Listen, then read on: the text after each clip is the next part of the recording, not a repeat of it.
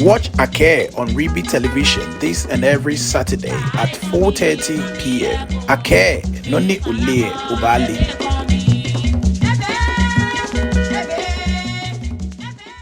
Abadabi womba nyede manyesko meko tage bonyele Ribi TV da ho mjejo ke fan e ba ogbero ke Akee ni filmu ni Akee bono le ni bi ni onuhe ni onuhise ka Akee botemi e ba kole mi di kodo nu se ficho muna dobo na ni me Akee Nungua ni amle bona bola ke se obanyo ko ni leun ese ya fole ni ebua oblanta hinke yene na so Nungua e pa so mini amefio chosa ma ye ke ha amene ni na ntumo ntaka bono ole e ka oyejele mi ni obere ko no tuwo ofa mo ko ni ta flat e ba pepe wo chosa obran yan bi ko ba ya bi ya ni na ntumo yi ni je nipe apehiano be mi ni wonu ye Akee Africa ba no wana mi ko no ke obran aba na sane gba domo na won ehye no macho gbere ma nya wo no ya manye bese no ya manye na ade agba ke wo na manye jufo chufayelo na no mi nya wo na abole ulu sakomo no manye ko wa ni digalo ga no ya manye ke wo che ni komodo amefe wo nga amefe na mi no wo ba wo de manye manye bla yes ba me o che ogbe ni wa wo omlin to fi o acho mi Nii Martey mama ni Nungua yo Nii Martey mama tage bonu wo twen wo Akee won na ke si obua oblahin bi ko blaye bi nani o chosa meye ni nani tumohi ene wo to wona emi click de ken yo mi noni bani okay no go na fon skenkla na ye mi na ke si o chosa me o he agbute nkolo no ela no kwale shishi Akee won chosa me no he no ku no wo kenkle wa be mini ona mini jojo mo ko susu mo no wo ni o che no ko to mo nge okay e fe ba ke be ala be no ma shi ka mo yo wo bla yan bi ko bla ya bi ameye ni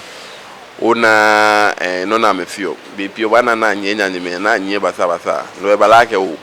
mini oni what design no ko ni o ba nye ni wo ke keep am busy ni at the same time ihe ameni na anu chumo no nche nyeme enyo eteku no ni wona ne keshina mo ne bala ke okay amwa me ka be komba wo shiko no fe no okay mene ona ni ne no fe o mi ndamo na shije nkome mfi o shinye pialo ni piam no ke fe o ni ne no fe o ni ma wie ne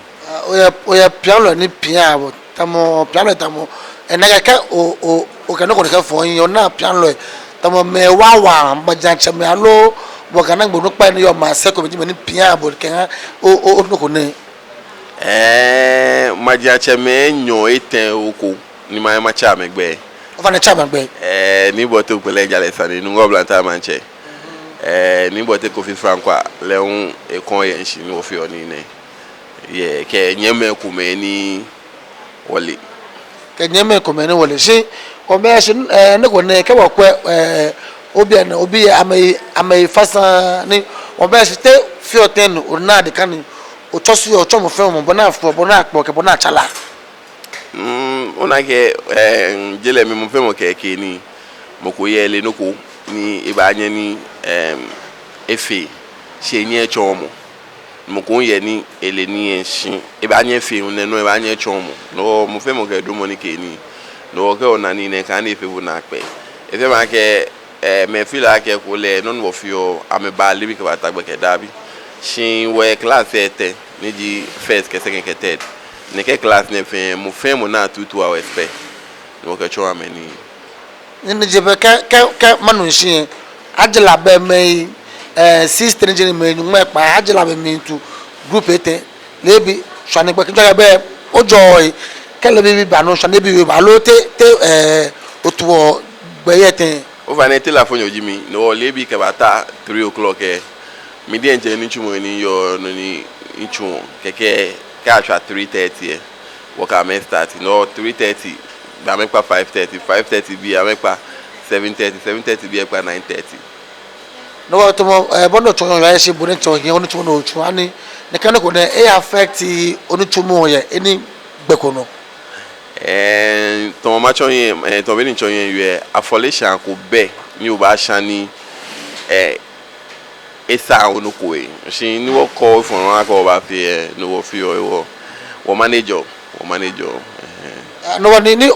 oje ni ko na se be enye ani me pe ma o jira mo lu alo pa okulaji be ni oje nshi. Oh, okay, I think we start in November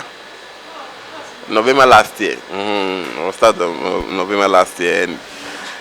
men work agency, work men 16 like I know agency, 3 sections like I know. But then Bolly woman being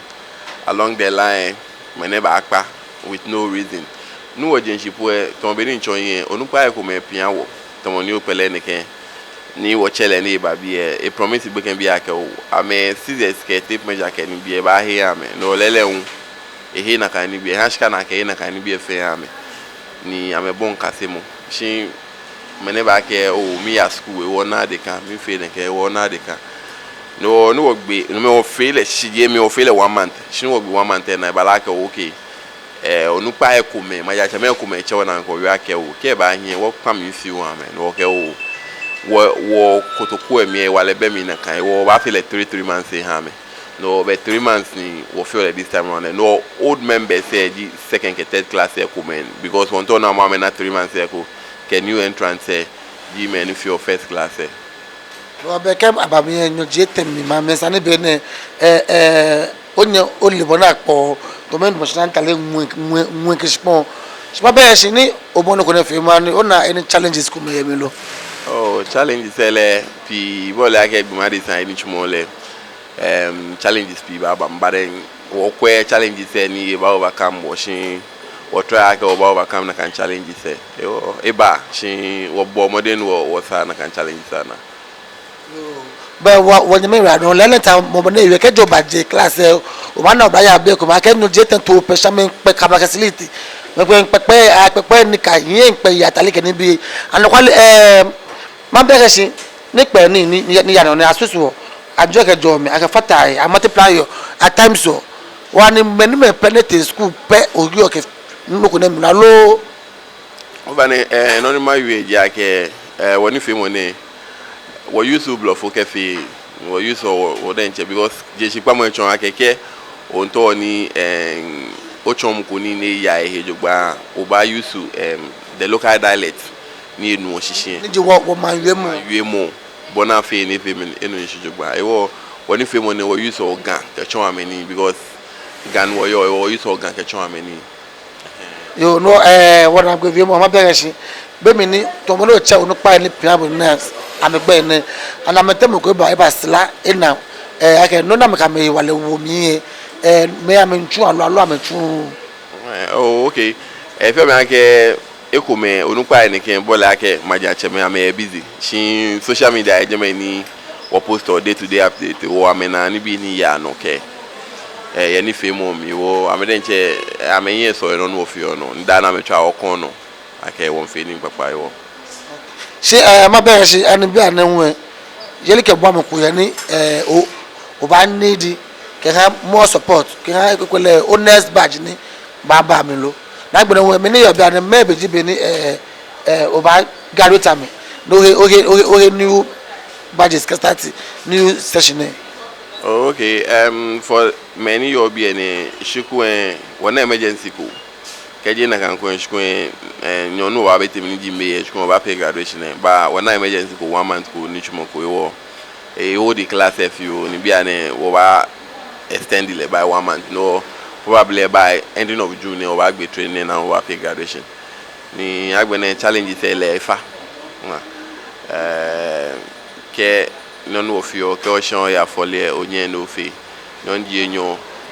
woshka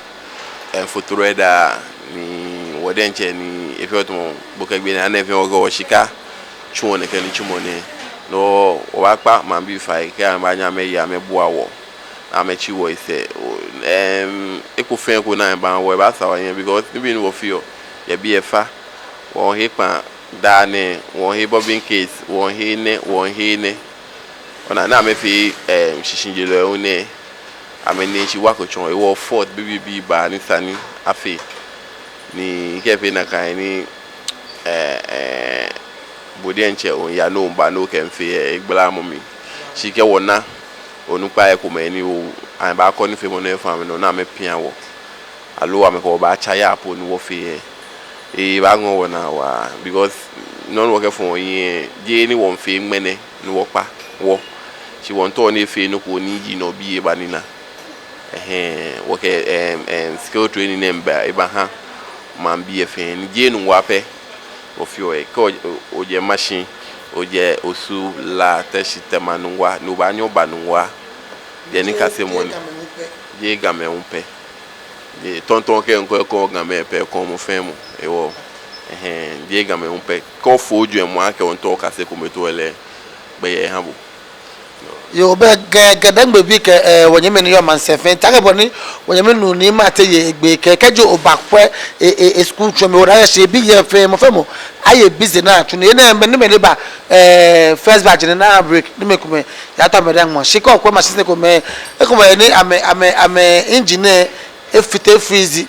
ewo me ko nye ata machine se o ka me go te shin ke me ko ba ta shin se ko ko wonyeme ko me chele panje we na wo kaji o ba nye obu am o cha me se ke e ko machine ko ju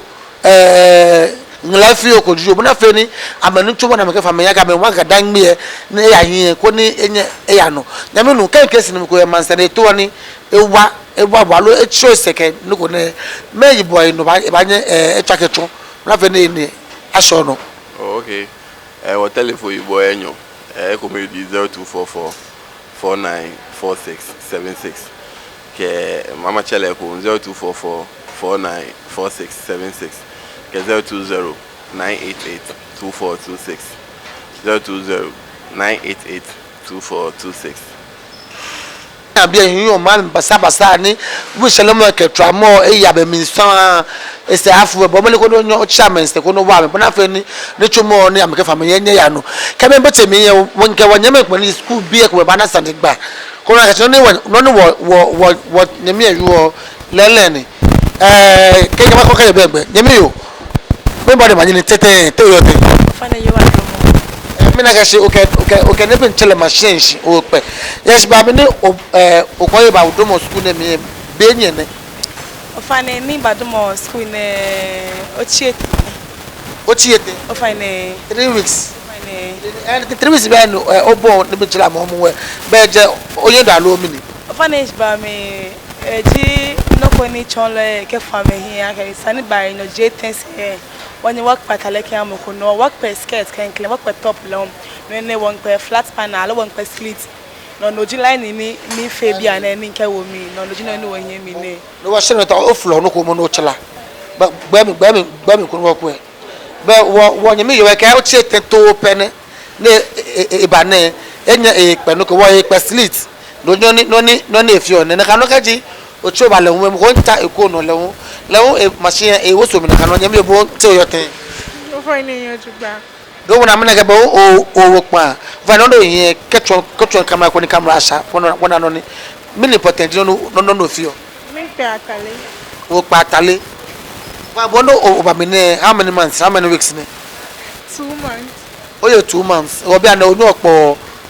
ni e jogba o pa mi ni jinga wo no yo ke ha wonyeme ni yo man steke wonyeme ni yo man na mi ke mo fi ama keshi emi enye ni ba shike ba le no ko ke ni won ke me ni ye wo moko na mba wo wa ke am ba shuo ehi am yo wonyeme we ke mo fe mo ni ke jagbele na esba jam ka mi awo ma gbere nwe aba ya yele ke bu am e we ke mo we wa moko e mo ke wa mo aba amemo na ka no ke ji o ba ye fe lo mo ko na wonyeme me ko no ta ne ke no e ye busy wa ade e pa ha mo ko ske for fa ne bo no ko e wo mi ne how many weeks how many months ne Oh, about 3 weeks to 1 month. 3 weeks to 1 month. Ni mini ke mini onye obon femo. Oh, nye bon shirt kwe ke skirt ke ni bi kwe. Na we ke nye bon skirt ke shirt kwe fenje cholo ni chome ni ame hie wa ka me modembo. Wa mini bo oyo ke mo ke ha wo nye mini ba nye support ni. Ke ha nye nuku ne. Okay, we me feel ni yo ha many banya me support wonji. Nye ka kwa like ni left and right ni kwa no chuma wakwa ni oblano ne kefo hi aka efe ha oblan hi ko bra ye manemi ni eja na echu me ni ewu ani like unemployment can be any your man me say fan abashi ofanye radon when you marry adon na gbe mo ka senior apprentice lo ni laje class prefect e bi ene ya me no bo won ba ho de manye wa de nche ofanye manya bla me na ke chole be bo onyo otwa me na awo pan afio me ne bo yo kemo ke ha wonye me ni yo man se ke ayele ke bo amoko ke ha bi ene ofanye no ni nto ma ke wonye me ni yo man se ja ke shin won ta won need am help you aja ke hit e bi e wa ka gbe ne hu machine se kuma ha na agba e kan bi wo won need am ni amewa wo feel no wonye wo ke support ne ke foundation ni enye e ya no especially when wonye me ni yo ma mi ni amento ni ameka sa me ne na anu chumo gbe egbele ha me ka ha next ba je mama ja me join ni no fe no aye ojugba aja ke to be ni wonye me bibi awie ame ba join ni ame ya no no fe no ya no ojugba ha me o need am ba fita wo no fe no aye ojugba ha orado yo be Akee to bo ni Akee yo le kan no fe ni o ba no nse keja ke nu ye pe Akee ba safu e ba akole mi ficho no ba no nse bo ni ke to ke no wa ma mi agbele ko na to se o ba ya bi ko ba ya bi wa na ntumo bo ni akpo atale ha ndo mo na o ba ni na me amentu na jogba se mo ame ba ya ye ke bo mo fi o ke machines ko me ka je do mo na no to no yo bo ame to na ko be che ye bo ko me so pa no koni opomode oye obu ame na kanoka ji agbele next badge ni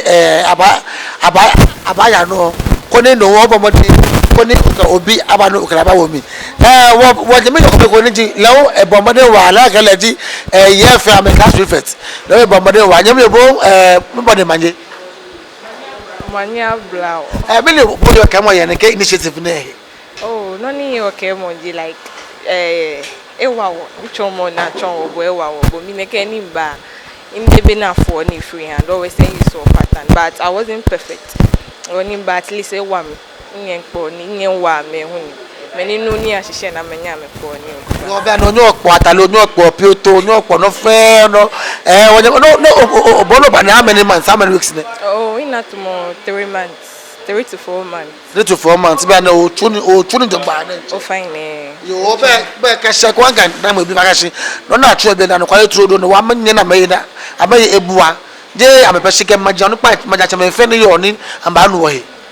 okay like well kwa me fine no fe na me yo na me ke ba wo like one boy more than ye be able but tume kuma be ni machine se kuma machine e chuni e we ani fit mo wo se chefio won pa fine mo fi am go ni ye wa mo ko onu pa ko like mo fi am ni ye wa mo ko ni ke ba wa wo ko ni ake wa wo be wo je me wala don wa ke woni bi wo se ba bi ene ke do ma fa wo ba sa wo ya me se ko wona na me ke ni bi ese taga bo no le ngba pe ji jamache odote wo lo won gbile ko ni Akee baba gbe no ne rado ni chado manye abla wo fe